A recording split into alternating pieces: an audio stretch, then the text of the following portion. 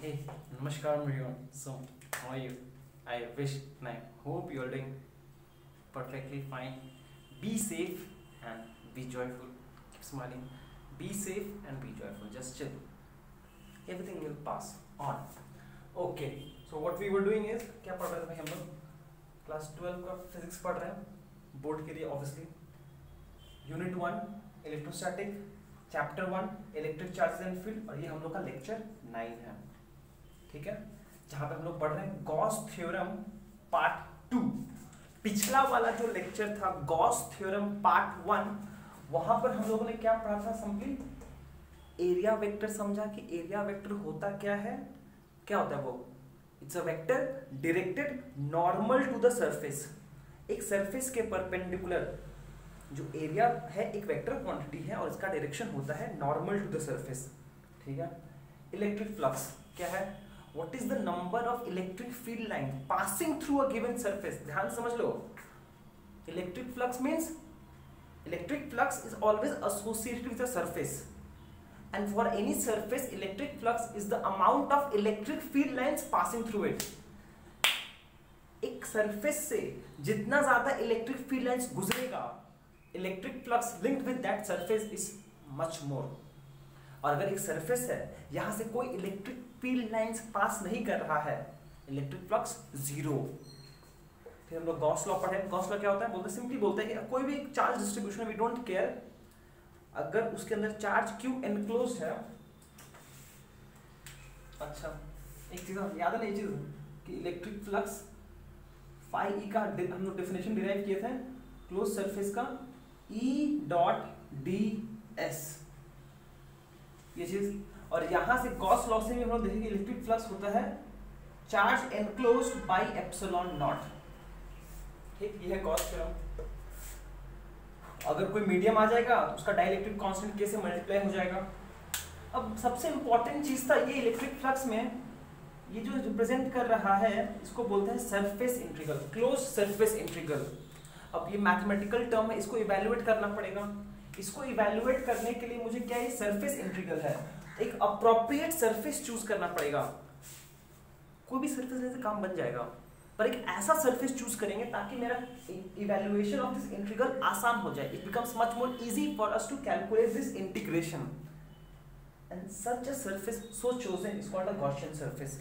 And it has two important points इस Gaussian surface पे electric field intensity at every point on the surface same होना चाहिए and the electric field must be normal to the surface मतलब area vector और electric field के बीच में angle 0 degree होना चाहिए दैट्स इट आज हम लोग ये पढ़ेंगे डेरिवेशन ऑफ गॉस लॉ एक सिंपल सा डेरिवेशन है की points related to Gauss law application of Gauss theorem अब ये एप्लीकेशन ऑफ गॉस थ्योरम में हम लोग के पास 3 एप्लीकेशंस है ठीक है आज हम लोग बस पहला वाला एप्लीकेशन करेंगे और एक और लेक्चर करेंगे हम लोग लेक्चर 10 में जहां पे हम लोग इन दोनों को रैप अप करेंगे और हम लोग का इलेक्ट्रोस्टैटिक्स सॉरी फर्स्ट चैप्टर खत्म हो जाएगा ग्रेट चलिए शुरू करते हैं लोग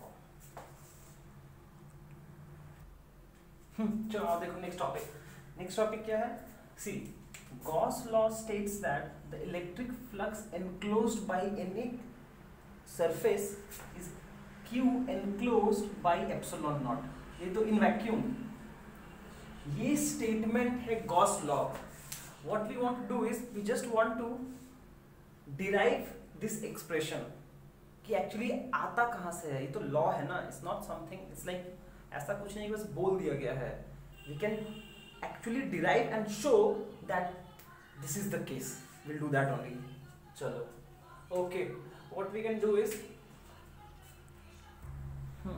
देखो आ जाओ see what we are doing is let us suppose we have a point charge q over here fine ठीक है यहाँ पे एक पॉइंट चार्ज है first what we want to calculate is a electric flux is always calculated for a closed surface so what will do is will assume a closed sphere of radius r around the charge at a ओ पकड़ था late q be the charge at the center O, ठीक है, ठीक है ना। मुझे क्या करना है, मुझे इलेक्ट्रिक फ्लक्स कैलकुलेट करना है। So to calculate electric flux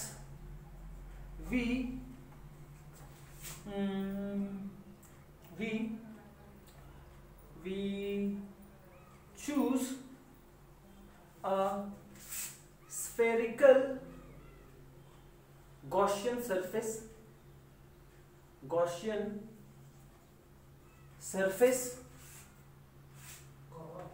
around the charge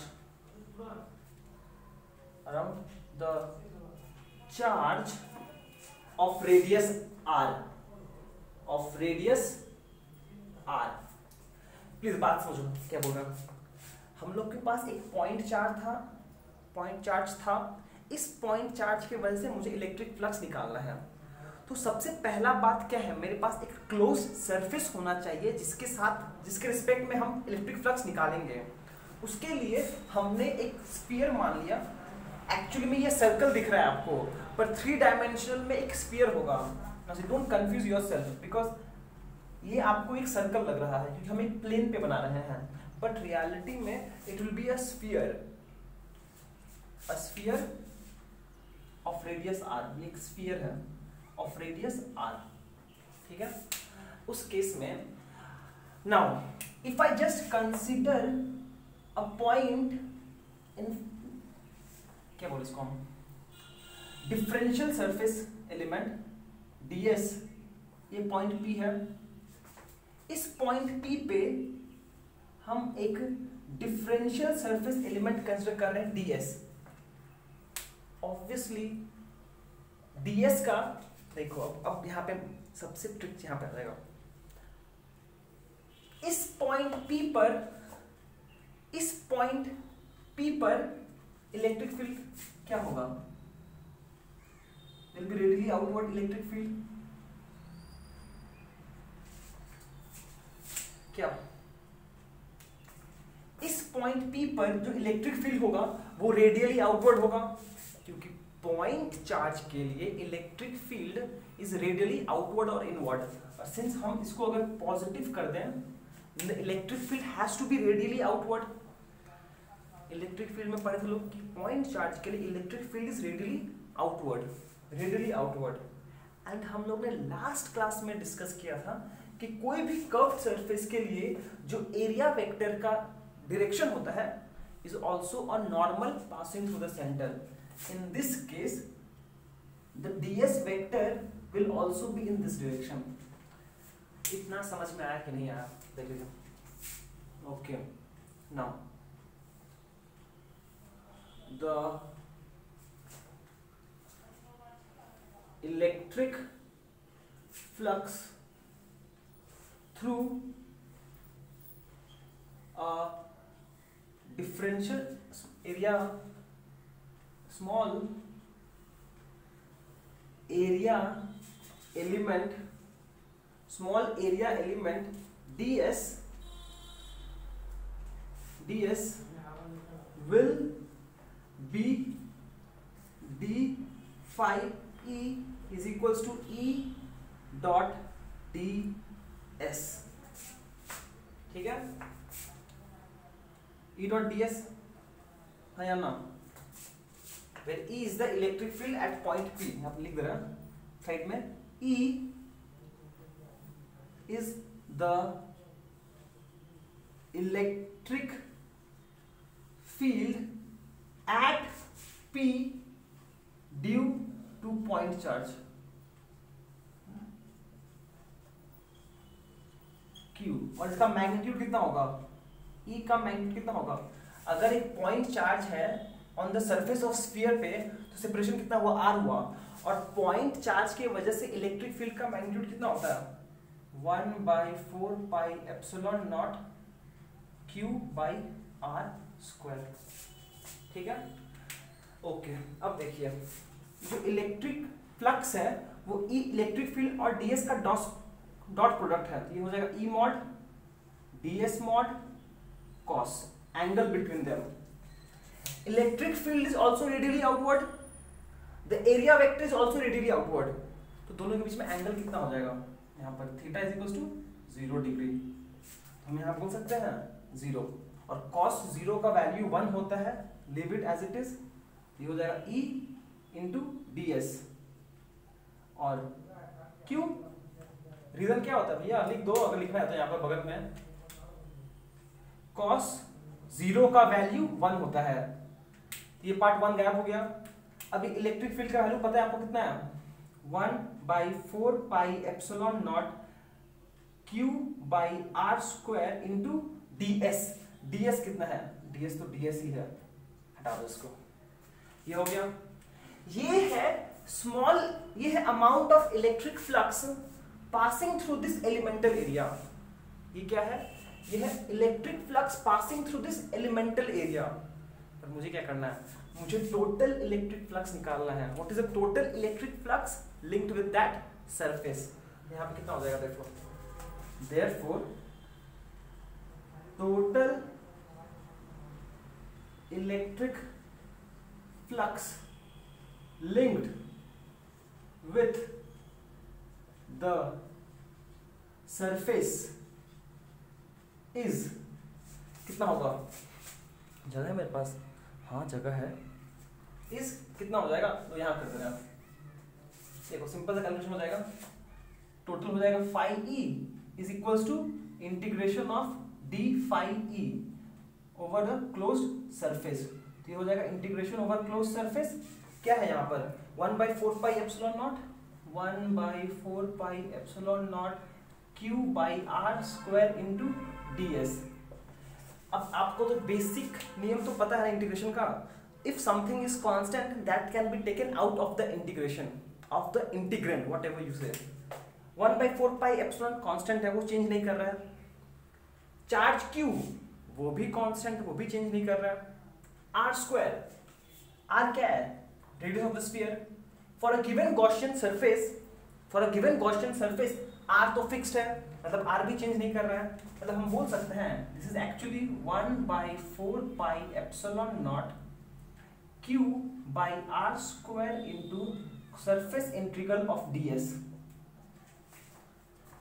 इतना क्लियर है, दिखाई दे रहा, चलो हाँ दिखाई दे रहा है, पता नहीं दिखाई भी दे रहा है, मुझे कुछ नहीं दिखा दे रहा, ठीक है छोड़ो, ओके फाइन, पाई r स्क्वायर, ये चीज क्या रिप्रेजेंट कर रहा है, closed surface integral ds, s मतलब सरफेस इंटीग्रल, ds मतलब स्मॉल एरिया एलिमेंट, तो इंटीग्रेशन मतलब total surface area of the Gaussian surface, इसका वैल्यू क्या हो जाएगा, total surface area of the Gaussian surface, Gaussian surface क्या है, स्फीयर है ऑफ रेडियस r, तो सरफेस एरिया कितना होता है, याद है ना, ये होता है 1/4 pi epsilon not q by r square into 4 pi r square, 4 pi cancel, r square cancel, बचा क्या, q बाई एप्सिलॉन नॉट, बचा क्या, q बाई एप्सिलॉन नॉट, तो यहां से हम बोल सकते that is finally, that is flux is equals to q by epsilon not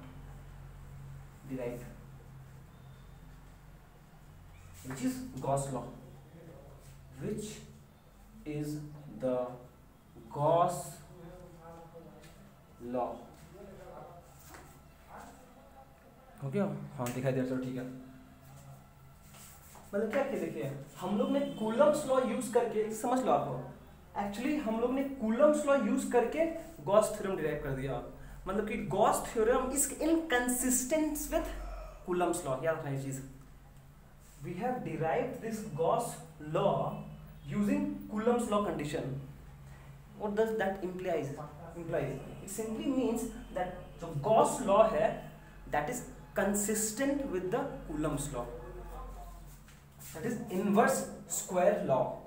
Inverse square law. ये चीज हो गया, शांति शांति शांति, it's very simple. आप बस सोचो, आपके पास एक पॉइंट चार्ज है, आपको इसके लिए कॉरेस्पॉन्डिंग इलेक्ट्रिक फ्लक्स निकालना था, इलेक्ट्रिक फ्लक्स निकालने के लिए आपने क्या किया, एक सरफेस चूज करना पड़ेगा, बट अप्रोप्रिएट सरफेस होना चाहिए। तो पॉइंट चार्ज के लिए हमने एक स्फीयर चूज किया है, ठीक है, स्फीयर चूज किया। तो यहाँ पर हमको इलेक्ट्रिक फ्लक्स निकालना था, हमने एक छोटा सा एलिमेंटल एरिया के लिए इलेक्ट्रिक फ्लक्स निकाला। आपको ये समझना पड़ेगा electric field is also radially outward and for sphere the area vector is also normally outward. तो इन दोनों बीच में एंगल 0 हो गया। जब इन दोनों का डॉट प्रोडक्ट किया तो cos 0 1 हो गया। Electric field at that point तो हम लोग बचपन से पढ़ते आए हैं 1/4 q/r², उसको पुट किए ds, फिर टोटल होगा इसका इंटीग्रेशन, सब कांस्टेंट बाहर आ गया, इंटीग्रेशन ds 4/r² कैंसिल, बस 2/ε बात खत्म, ठीक है। अब यहाँ पे एक चीज बात सुनो, कितना हो गया, ग्रेट। अब यहाँ पे एक बात सुनो, यहाँ पर अगर आप रेडियस r लिए हो, कुछ गंदा मत करना, बस सुन लो। अगर कोई मान लो इसको गॉसियन सरफेस बोलता है जिसका रेडियस है कैपिटल R, तो क्या कोई फर्क पड़ता? What is the electric flux, बात सुनो, क्वेश्चन सुनो, what is the electric flux associated with a sphere of radius capital R? What is the electric flux associated with a sphere of radius capital R? कुछ फर्क पड़ता है? देखो ना, ये r² हमेशा म्यूचुअली कैंसिल हो जाएगा। इलेक्ट्रिक फ्लक्स क्या है, q/ε0। क्या ये गॉसियन सरफेस पे डिपेंड करता है? क्या ये स्फीयर का रेडियस पे डिपेंड कर रहा है? नहीं। तो इस सरफेस से जितना इलेक्ट्रिक फ्लक्स पास करेगा, इस सरफेस से भी उतना ही इलेक्ट्रिक फ्लक्स पास करेगा, कोई ऑप्शन नहीं है उसके पास। Electric flux does not depend on the shape of the Gaussian surface, ठीक है। इस बात को कहीं बस नोट कर लो, इस बात को कहीं पर बस हम लोग नोट कर लेते हैं, यहीं पे जगह है मेरे पास। Electric flux does not depends on the shape and size of Gaussian surface. देखिए यहाँ से 2 पॉइंट आपको समझ में आना चाहिए। एक तो ये पॉइंट अभी लिखवाएंगे, ओहो अभी तो लिखवाना ही है, क्या फालतू में लिखवाना, मत लिखो छोड़ो। पहला point, Gauss law is derived from Coulomb's law which is based on inverse square law. Shape और साइज पे डिपेंड नहीं करता है। ये जो चार्ज q है इन दिस एक्सप्रेशन, ये जो चार्ज q है in this expression depends on the total charge enclosed within the surface. चलो लिखवाएंगे, चलो नेक्स्ट मूव करते हैं। चलिए आइए देखिए, हम लोग क्या करना है, की points related to Gauss law, मतलब कि कुछ इंपॉर्टेंट पॉइंट्स है जो आपको बस दिमाग में रहना चाहिए। देखिए भैया, बात समझ लीजिए मेरा, हम लोग ने इलेक्ट्रिक फ्लक्स का डेफिनेशन पढ़ा है E.ds, ये डेफिनेशन है। गॉस लॉ भैया बोलते हैं Q enclosed by ε0, ठीक है। ये रिलेशन है डेफिनेशन, बात समझो मेरा प्लीज। ये है डेफिनेशन ऑफ इलेक्ट्रिक फ्लक्स, ये है गॉस लॉ। दोनों साइड में इलेक्ट्रिक फ्लक्स है। अगर हम इसको 1 नाम दें और इसको 2 नाम दें तो क्या हम बोल सकते हैं E.ds is equals to Q enclosed by ε0, हाँ या ना? ये तो ठीक है। अब देखिए, अब इंपॉर्टेंट पॉइंट ये है कि ये जो मेरा गॉसियन सरफेस है, यहाँ पर पहली बात, जो हम गॉसियन सरफेस चूज किए हैं उस पर मेरा आंसर डिपेंड नहीं करता है, बाहर में जाए। Gauss law is valid for any closed surface irrespective of shape and size। अभी थोड़ी देर पहले डिस्कस किए थे, अगर आप छोटा स्फीयर लो या फिर बड़ा स्फीयर लो, कोई फर्क नहीं पड़ता है। It has to be a Gaussian surface of any shape and size, but valid हमेशा है। but अगर Gaussian surface के पास कुछ सिमेट्री है, प्रॉपर सिमेट्री है, जो हम लोग कंडीशन बात किए हैं कि इलेक्ट्रिक फील्ड कांस्टेंट है और नॉर्मल जो सरफेस है, तो होता क्या है कि हम लोग का ये कैलकुलेशन आसान हो जाता है करना, बस दैट्स इट, ये हो गया। Is valid for any close surface. Next, ये जो टर्म Qn है ये क्या रिप्रेजेंट करता है? All the charges enclosed within the Gaussian surface, मतलब गॉसियन सरफेस के अंदर कितना चार्ज है। The term Q1 includes sum of all the charges enclosed within the Gaussian surface. Done. पर मजेदार बात ये है कि ये जो इलेक्ट्रिक फील्ड है ना is due to all the charges present inside and outside. जी हाँ, क्यों? अब इसका जवाब तो हम नहीं दे पाएंगे, लेकिन समझना पड़ेगा आपकी इलेक्ट्रिक फील्ड एक रीजन ऑफ स्पेस है, वो हर तरफ डिस्ट्रीब्यूट रहता है। जो जो चार्जेस होगा उसका रिजल्टेंट इलेक्ट्रिक फील्ड वहां पे प्रोड्यूस हो जाएगा, इसलिए उसका नहीं बोल सकते हम लोग। आपको ये समझना पड़ेगा जो टोटल चार्ज एनक्लोज्ड है is only due to the charges present inside the Gaussian surface. अगर कोई चार्ज बाहर है फर्क नहीं पड़ता है, ठीक है, बट जो इलेक्ट्रिक फील्ड डेवलप होगा is due to both charges inside and outside. ये चीज हम सेकेंड पॉइंट में बोले हैं। थर्ड पॉइंट में electric field is due to charges present inside and outside, ठीक है। और थर्ड पॉइंट, एक और पॉइंट बोलते हैं हम कि जो गॉस लॉ हम लोग डिराइव किए हैं is actually based on the Coulomb's law which is actually based on inverse square law.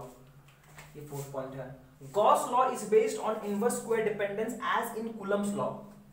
Any violation in Gauss law will indicate departure from square law. Gauss law is based on, बात सुन लो समझ लो एक बार, Gauss law is based on inverse square law as in Coulomb law।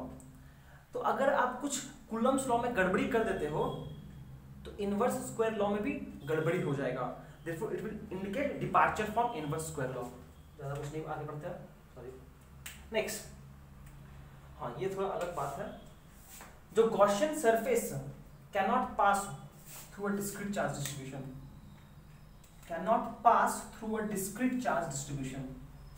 whereas it can pass through a continuous charge distribution। मतलब कि ये मेरे पास अगर discrete charges है तो आप Gaussian surface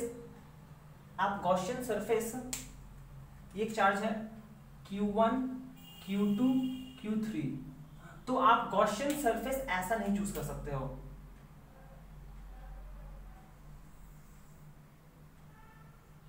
क्यों? क्योंकि ये गॉसियन सरफेस इस चार्ज से पास हो रहा है, ऐसा अलाउड नहीं है। तौबा तौबा तौबा तौबा, नॉट अलाउड, नहीं ऐसा अलाउड है। What we can choose is, ऐसा चूज कर सकते थे हम, कुछ ऐसा, ताकि उस सब उसके अंदर हो, सरफेस पे कुछ नहीं लाई करे, ठीक है, ये एक बात। और बट सेम पर कंटिन्यूअस के लिए प्रॉब्लम नहीं है। अगर कंटिन्यूअस चार्ज डिस्ट्रीब्यूशन है, मान लीजिए एक ऐसा है तो यहां से समझ लीजिए कंटिन्यूअस चार्ज के लिए ऐसा कोई प्रॉब्लम नहीं है। सिक्स्थ प्रॉपर्टी है एप्लीकेशन ऑफ गॉस लॉ, जो हम लोग के बहुत इंपॉर्टेंट है। सिक्स्थ प्रॉपर्टी जो है वो है एप्लीकेशन ऑफ गॉस लॉ, जिसको हम लोग फिर से डिस्कस करेंगे अब। जी हाँ, आइए, स्वागत है आपका। आइए समझिए बात को। अब मेरा बात ध्यान से सुनना, पहले लिखना तो लिख दिया है, समझ लो, सुनना पहले क्या बोल रहा।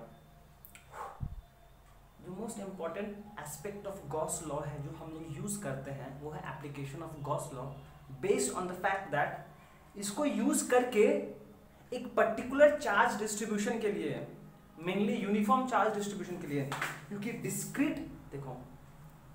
डिस्क्रीट चार्ज डिस्ट्रीब्यूशन के वजह से हम लोग रिजल्टेंट इलेक्ट्रिक फील्ड निकाल सकते हैं using principle of superposition.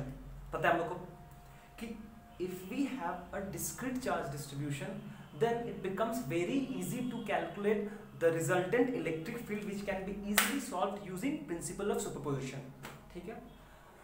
Complications तब अराइज होता है जब मेरे पास एक चार्ज डिस्ट्रीब्यूशन है, ठीक है, ओके।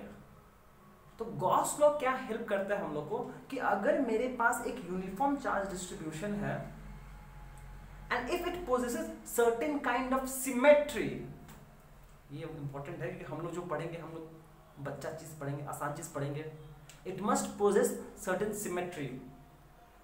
उस केस में उस चार्ज डिस्ट्रीब्यूशन के वजह से नेट इलेक्ट्रिक फील्ड निकालना पॉसिबल हो जाता है, समझ में? और हम लोग वही निकालेंगे। अब हम लोग क्या करेंगे, हम लोग के पास different types of charge distribution होगा, मेनली 3, और इन तीनों के वजह से हम लोग क्या करेंगे, इलेक्ट्रिक फील्ड इंटेंसिटी कैलकुलेट करेंगे. So let's see.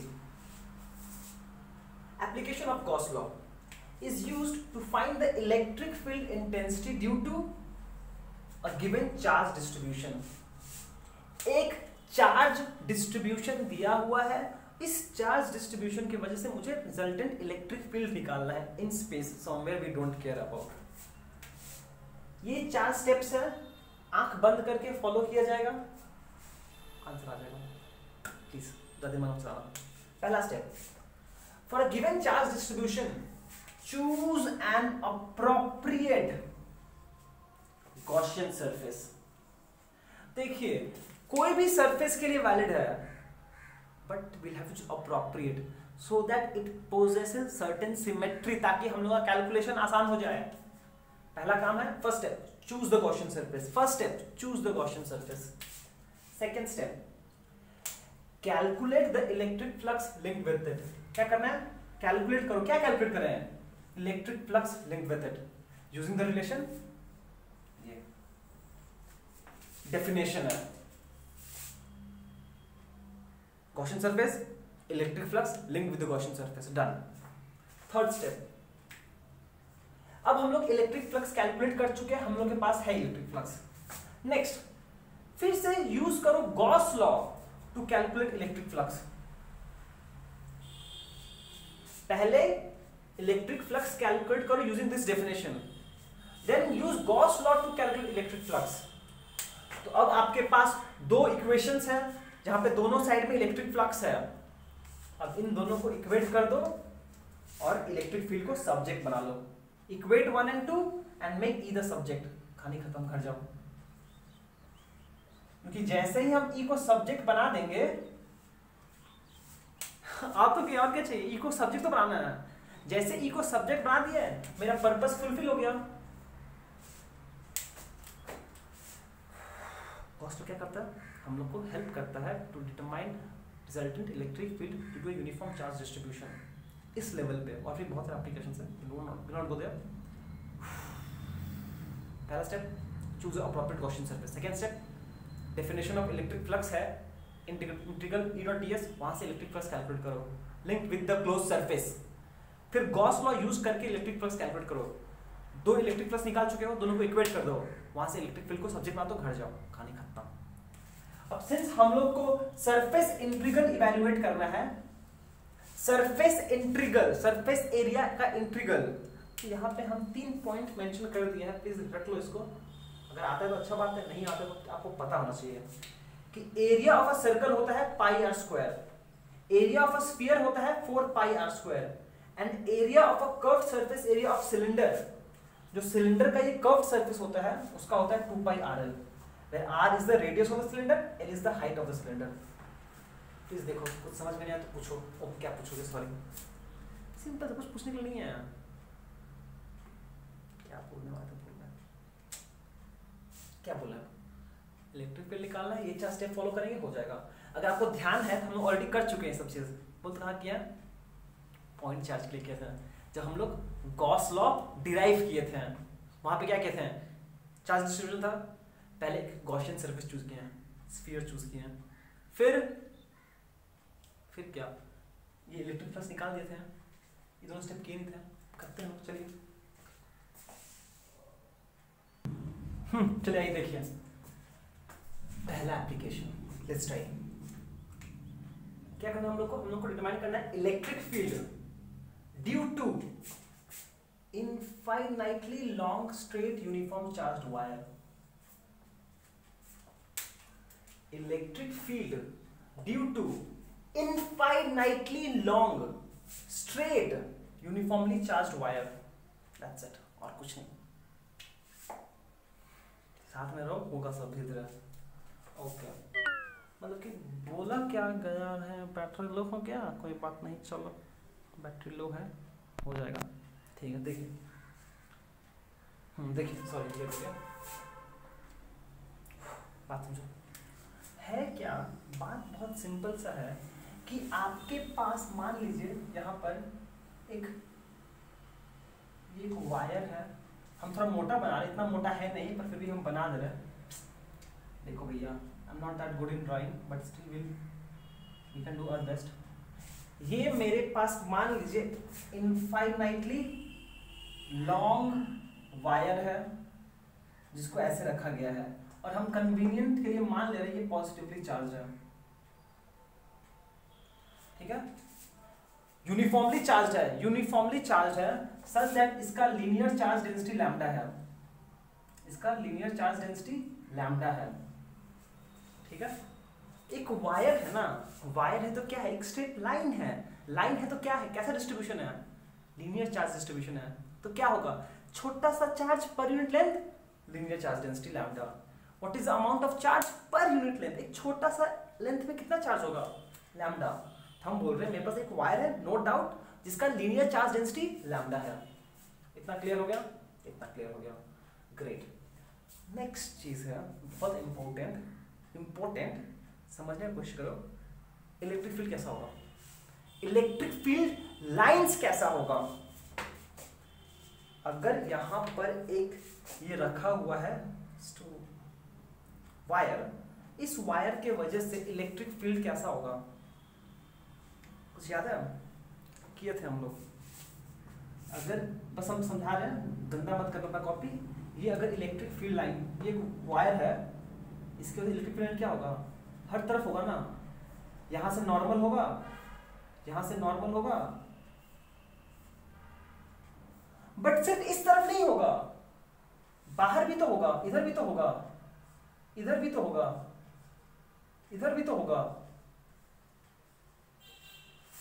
ऐसे भी तो आएगा। ये देखो, आपको विजुअलाइज करना पड़ेगा,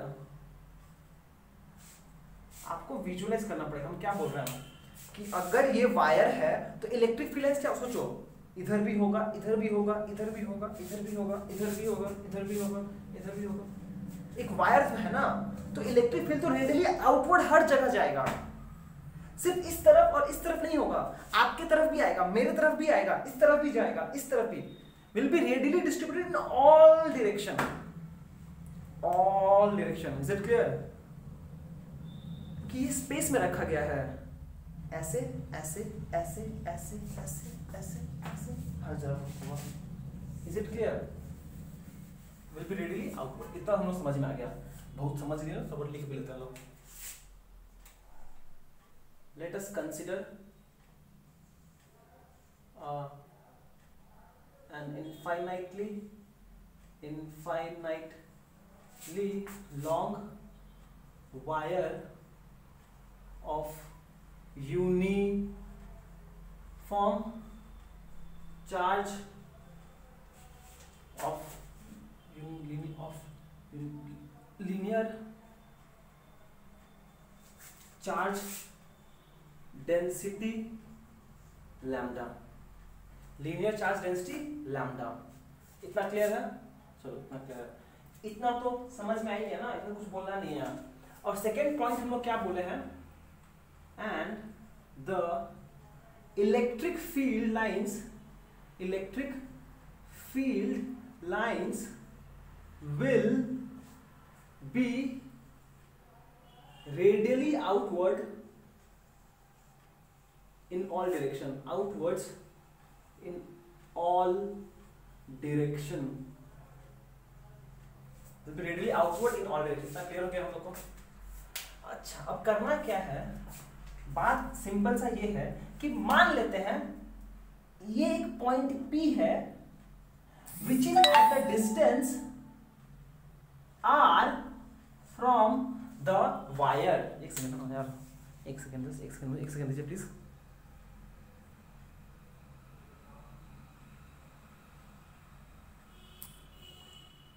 हाँ चलिए, अब एयरप्लेन मोड हो गया। P is the point which is at a distance R from the wire where we want to calculate the resultant electric field. Let P be the point at distance R where we want to calculate the electric field intensity। चलो ओहो गंदा कर दे क्या बहुत, कोई बात, चलो हो गया बकवास, चलो शांति शांति शांति। हाँ ठीक है, फर्स्ट स्टेप क्या है, एक चार्ज डिस्ट्रीब्यूशन दिया हुआ है, मुझे इसके वजह से गॉसियन सरफेस चूज करना पड़ेगा। अब देखिए गॉसियन सरफेस हम लोग को अच्छे से चूज करना पड़ेगा। जब साइंटिस्ट लोग किया था वो लोग एक एक को चूज करते करते करते करते सही गॉसियन सरफेस पे आया। तो हम लोग को सही गॉसियन सरफेस पता है। यहाँ पे हम लोग कैसा गॉसियन सरफेस चूज करेंगे, यहाँ पर एक हम लोग सिलेंडर चूज करेंगे, सच दैट एक सिलेंडर चूज करेंगे ऑफ रेडियस आर, एक सिलेंडर चूज करेंगे of radius R and length L, such that the point P lies on the Gaussian surface। हम लोग यहाँ पर गॉसियन सरफेस के नाम पर एक सिलेंडर चूज कर रहे हैं, ये है और इसका सिलेंडर होगा यहाँ पर, सच दैट आ रहे हैं बाद में, सच दैट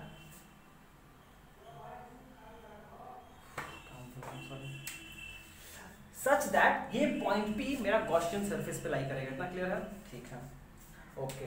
अब ना आपको बस थोड़ा सा समझदारी दिखाना पड़ेगा कि यहाँ पर जो सिलेंडर है उसका 3 सरफेस है। ये एक सरफेस है ऊपर वाला, ये एक सरफेस है, इसको मान लीजिए हम सरफेस S1 बोल रहे हैं। अच्छा, ये सरफेस का डायरेक्शन किस तरफ होगा, ये सरफेस का डायरेक्शन किस तरफ होगा, नॉर्मल टू द सरफेस। ये सरफेस है तो ये होगा S1 वेक्टर, क्या है? ये नीचे वाला सरफेस, ये भी एक सरफेस है,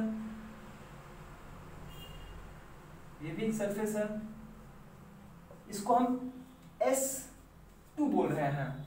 इसका नॉर्मल क्या होगा, normal to the surface radially outward, तो ये भी हो गया आउटवर्ड नीचे की तरफ S2 वेक्टर। ठीक है, ठीक है। अब ये और इसको हम थर्ड सरफेस बोल रहे हैं S3, इसको हम थर्ड सरफेस बोल रहे हैं S3। ये जो कर्व्ड सरफेस है इस पर्टिकुलर पॉइंट पे, इस पर्टिकुलर पॉइंट पे यहां पे अगर एलिमेंटल एरिया ds लिया जाए तो ds3 नाम दे रहा है, तो ds3 का वेक्टर किस तरफ होगा? देखो भैया, ये कर्व्ड सरफेस है, कर्व्ड सरफेस है, कर्व्ड सरफेस है, तो नॉर्मल किस तरफ होगा?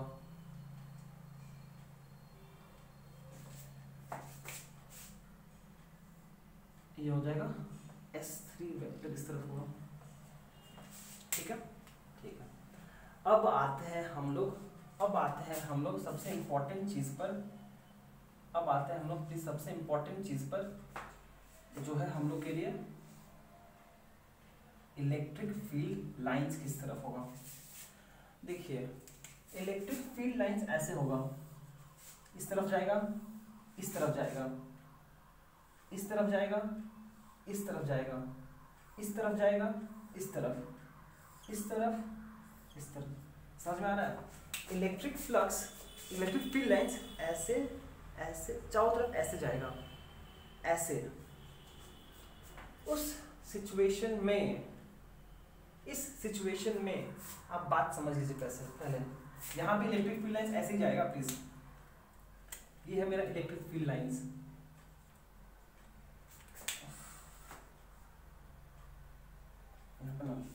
क्लमजी हो रहा है बहुत, पर थोड़ा शांति रखिए प्लीज, थोड़ा शांति रखिए, मेरा बात सुनिए प्लीज। देखिए ये ब्लैक वाला इलेक्ट्रिक फील्ड लाइंस है, इसका नॉर्मल होगा नीचे की तरफ S2 और इसका नॉर्मल होगा ऊपर S1। अब एक बात सोचो, जो भी इलेक्ट्रिक फील्ड लाइंस है वो सिर्फ सरफेस S3 से पास कर रहा है। जो भी इलेक्ट्रिक फील्ड लाइंस है वो सिर्फ सरफेस S1 से निकलेगा बाहर। इलेक्ट्रिक फील्ड लाइंस इधर जाएगा, बस हो गया, थोड़ा समझ लो, कल्पना खत्म। ये ऐसा फ्लैट सरफेस है, इलेक्ट्रिक फील्ड लाइंस इस तरफ है, इस तरफ है, ऐसे है, इस तरफ है, इस तरफ है, इस तरफ है, इस तरफ है, इस तरफ है, मतलब इस तरफ है। इस सरफेस से कोई भी इलेक्ट्रिक फील्ड लाइंस पास नहीं कर रहा है। सिमिलरली ऊपर वाला से भी इलेक्ट्रिक फील्ड लाइंस इस तरफ है, इस तरफ है, इस तरफ है। ये जो सरफेस S1 है, इस सरफेस से कोई भी इलेक्ट्रिक फील्ड लाइंस पास नहीं कर रहा है। मतलब कि जब हम इलेक्ट्रिक फ्लक्स कैलकुलेट कर रहे हैं तो सरफेस S1 और S2 कुछ इलेक्ट्रिक फ्लक्स कंट्रीब्यूट नहीं करेगा। क्यों नहीं करेगा? क्योंकि नोटिस कर लो, पहली बात तो इस दोनों सरफेस से कोई इलेक्ट्रिक फील्ड लाइंस पास नहीं कर रहा है। ये दोनों सरफेस से कोई इलेक्ट्रिक फील्ड लाइंस पास नहीं कर रहा है। ये एक तरीका है समझने का, या फिर ऐसे समझ लो, ये हो गया इलेक्ट्रिक फील्ड वेक्टर, ये हो गया इलेक्ट्रिक फील्ड वेक्टर, और ये हो गया सरफेस एरिया। एंगल कितना है? 90 डिग्री है। और cos 90 कितना होता है? 0। cos 90 कितना होता है? 0। सिमिलरली यहां भी ये इलेक्ट्रिक फील्ड लाइन है और ये S2 वेक्टर है, दोनों बीच में एंगल कितना है? 90 डिग्री। तो electric flux linked with the surface S2 कितना होगा? 0। बट ये जो पॉइंट P है, यहां पर भी इलेक्ट्रिक फील्ड इस तरफ है। इस केस में यहां पर एंगल 0 डिग्री है, तो cos 0 1 हो जाएगा। अब समझ में आया कुछ? सारा खेल इलेक्ट्रिक फील्ड लाइंस को इमेजिन करने का, कि इलेक्ट्रिक फील्ड लाइंस ऐसे ऐसे नहीं होगा, फ्लैट सरफेस पे लाई करेगा इस तरफ। तो ये जो नीचे वाला सरफेस है और ऊपर वाला सरफेस है, इस दोनों सरफेस से कोई इलेक्ट्रिक फील्ड लाइंस नहीं पास करेगा। कोई इलेक्ट्रिक फील्ड लाइंस नहीं पास करेगा तो उस दोनों सरफेस से कोई इलेक्ट्रिक फ्लक्स लिंक नहीं होगा। सारा इलेक्ट्रिक फ्लक्स जो है वो सरफेस S3 से लिंक्ड रहेगा। बहुत हो गया, चलो now the electric flux linked, step 2 में है हम लोग, with Gaussian surface। Gaussian surface कितना हो जाएगा? phi E is equals to closed surface integral E dot ds। ठीक है, पर नोटिस कीजिए यहां पे सरफेस के नाम पे 3 क्लोज सरफेस है, तो इसको हम ऐसे लिखते हैं। अब सरफेस पहला वाला हो गया S1 के लिए E dot ds1 plus surface S2 के लिए E dot ds2 plus E dot ds3 अब आप नोटिस कर रहे होंगे यहां पे हम क्लोज्ड साइन नहीं दे रहे हैं, क्योंकि हम इन तीनों को ऐड करने पे क्लोज्ड साइन आ रहा है। यहां पे अब हम लोग ये क्लोज्ड साइन नहीं दे रहे हैं। Total electric flux linked with the Gaussian surface will be electric flux linked with the surface S1, electric flux linked with the surface S2, electric flux linked with the surface S3. क्यों? Electric flux is scalar quantity, they can be algebraically added. अब notice कीजिएगा यहां से ये हुआ। अब देखिए यहाँ पे हम लिख दें राइटली, यहाँ लिख दें, बगल में ही लिख दें यहाँ पर, विच इज इक्वल्स टू ये टर्म 0 हो जाएगा और ये टर्म 0 हो जाएगा, तो फाइनली आपका हो जाएगा E dot ds3, E dot ds3। Reason? no electric flux, no electric flux is linked with surface S1 and S2. Reason? Electric field is perpendicular to S vector। तो होता क्या है? समझ गया, बहुत नहीं बोलेंगे। अरे वही ई डॉट डी एस करने से ई एस कॉस थीटा आएगा, कॉस 90 0, खत्म कहानी। ठीक, अब बस जगह नहीं है, मिटाना पड़ेगा कुछ, रुक जाओ। अब देखिए ये आया हम लोग का electric flux phi E, therefore phi E को हम फिर से लिख सकते हैं S3 E dot D S3, इसको लिख सकते हैं हम सरफेस ओवर S3 E का मॉड डी S3 का मॉड cos 0 डिग्री। cos 0 क्यों? क्योंकि इन दोनों के बीच में एंगल 0 डिग्री है। cos 0 1 होता है, भूल जाओ उसको। अब देखिए eight every point on this Gaussian surface distance कितना है? r है। आप ये सब मत कीजिएगा, गंदा मत कीजिएगा। यहां भी डिस्टेंस r है, यहां भी डिस्टेंस r है, यहां भी डिस्टेंस r है। अगर डिस्टेंस r है तो इलेक्ट्रिक फील्ड का स्ट्रेंथ क्या होगा उस पॉइंट पे? सेम होगा। तो इलेक्ट्रिक फील्ड कांस्टेंट है, उसको हम इंटीग्रेशन से बाहर ले लिए S3 का ds3 का मॉड। समझ में आया? Why? Because E is constant on the Gaussian surface, constant on surface S3। और बेसिक चीज है, जो भी चीज कांस्टेंट होता है उसको इंटीग्रेशन के बाहर ले लिया जाता है। ये हो गया, ये हो गया E। ये क्या रिप्रेजेंट करेगा? Total surface area of the surface S3। Cylinder है, क्या होता है? 2 पाई RL। ठीक है, ये हो गया स्टेप 1 क्लियर हम लोग का। इसको नाम दे दिया equation 1। Now from Gauss law flux phi E क्या होता है?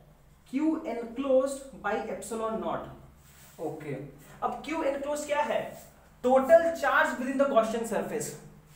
Total charge within the Gaussian surface. तो जहां पर हम बोल सकते हैं, यहां पर Q enclosed हो जाएगा total charge within the Gaussian surface. इस वायर का लीनियर चार्ज डेंसिटी लैम्डा है, मतलब एक छोटा सा लेंथ का चार्ज लैम्डा है। तो लेंथ L का यहां से यहां तक अंदर में है, यहां से यहां तक का लेंथ अंदर में है, तो कितना चार्ज होगा इसके ऊपर? छोटा सा लेंथ का लैम्डा, तो लेंथ L का चार्ज लैम्डा L। QL कितना हो जाएगा? Lambda L। तो यहां पे lambda L by epsilon naught. ये हो गया flux from Gauss law, equation 2। समझ में आया? फर्स्ट स्टेप था गॉसियन सरफेस चूज करना, अच्छा सा चूज किया। यहां से electric flux calculate, equation 1। Gauss law से ये कैलकुलेट किया। अब दोनों को इक्वेट कर दो, फ्रॉम 1 and 2, फ्रॉम 1 and 2 हम बोल सकते हैं E into 2 pi RL is equals to lambda L by epsilon naught। L cancel हुआ, E का वैल्यू हो गया lambda by 2 pi epsilon not into R। देखिए समझ में आया कि नहीं आया? 2 पाई एप्सिलॉन R, पर ऐसे देखने में सुंदर नहीं लग रहा मेरे को। हम उसे ऐसे दे सकते हैं 1 by 4 pi epsilon not into twice lambda by R। ये हम लोग याद रखेंगे। क्या किए हम? ऊपर नीचे बस 2 से मल्टीप्लाई कर दिए हैं। यहां पे 2 से मल्टीप्लाई किया 2 लैम्डा, नीचे मल्टीप्लाई किया 2 पाई 4 पाई एप्सिलॉन नॉट R। ये हो गया आंसर। ये हम लोग याद रखेंगे कि electric field intensity due to electric field intensity at any point r from a distance of uniformly charged wire is 1 by 4 pi epsilon naught twice lambda by r। बस हो गया। ठीक है, समझ में आया? यहाँ पर गॉसियन सरफेस चूज करना इंपॉर्टेंट हो जाता है। फिर उस गॉसियन सरफेस से लिंक्ड इलेक्ट्रिक फ्लक्स निकालो, फिर गॉस लॉ यूज करो, ये रहा, फिर दोनों इक्वेट करके इलेक्ट्रिक फील्ड निकाल दो, सिंपल। और आपको समझ में आया दोनों का। ठीक है, और 2 एप्लीकेशन बाकी है, उसको नेक्स्ट क्लास में करके रफा दफा कर देंगे। ठीक है, thank you so much for watching, have a great day. चलो बाय।